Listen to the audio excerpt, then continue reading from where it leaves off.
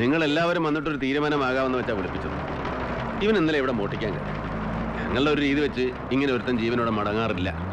പിന്നെ ഇത് നിങ്ങളുടെ നാട്ടുകാരൻ, നിങ്ങൾ തന്നെ ഒരു തീരുമാനം എടുക്കുക. വർത്താനം പറഞ്ഞോണ്ട് നിൽക്കാതെ കെട്ടഴിച്ച് ഇവിടെ പ്രസിഡന്റ്. നീ പണിയൊക്കെ നിർത്തിയെന്ന് പറഞ്ഞിട്ടിപ്പോ പഞ്ചായത്തിന് മാനം കെടുത്താനായിട്ട്. ഞാൻ നിർത്തിയതാ. പട്ടാളത്തിന് പോലീസിന്റെ മുമ്പിൽ മുട്ടുകുത്തിക്കായി ക്യാമ്പിൽ നിന്ന് വിലപിടിപ്പുള്ള എന്തെങ്കിലും കട്ടോണ്ട് വരാൻ ഗബ്ബാർ സാറും പിലാക്കണ്ടിയും കൂടെ പറഞ്ഞു വിട്ടതാ. ഇത് ഇവന്റെ നാവിൽ നിന്ന് തന്നെ നിങ്ങൾ കേൾക്കണം. അതിനുവേണ്ടി എല്ലാരും വിളിപ്പിച്ചത്. ഇതിങ്ങനെ വിട്ടാ ശരിയാവില്ല. ഇവനെ മാത്രം തട്ടിയാ പോരാ, ആദ്യം തട്ടേണ്ടത് ആ ഗബ്ബാറിനെയാ. പട്ടാളം ഇവിടെ ഉള്ളപ്പോ പിന്നെ എന്തിനാ ഒരു പോലീസ് സ്റ്റേഷൻ?